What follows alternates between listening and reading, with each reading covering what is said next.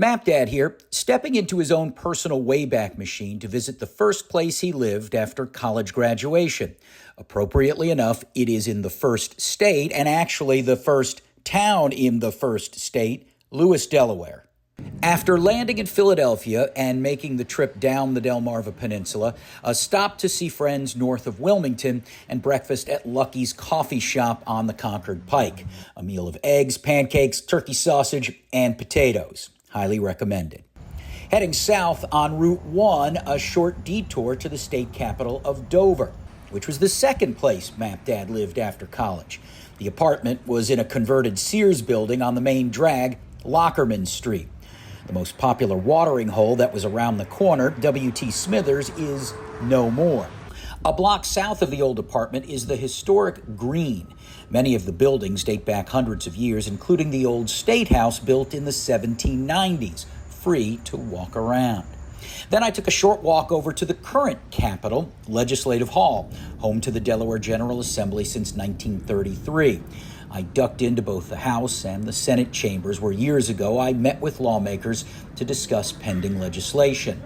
Delaware is a small state, just about 2 hours to drive end to end unless you hit beach traffic, which friends tell me is now every day and almost all year round. I was staying in Lewis out on Route 1 at the Hyatt House. Perfectly fine. $275 a night, all in with taxes and fees. Again, this is peak summer. Now, to put that in perspective, I'm going to show you where MapDad lived at age 21, right here at 308 East Market Street. And I paid $350 a month. Classy joint, right? I had the front efficiency apartment, and it was just 2 blocks from the beaches of the Delaware Bay. This is what sits on that property today, a much nicer duplex. Now, a lot of MapDad's adventures include a concert. One reason I made this trip was to see the Heavy Heavy, a British-based band that plays a kind of Americana folk rock. They put on a great show as part of the Rockin' the Docks concert series at the Cape May Lewis Ferry, just down the street from my old apartment. The next day was a hang with longtime friends from my Delaware days. I decided to pick up lunch before meeting up, and right next to the Hyatt House is Nicola Pizza.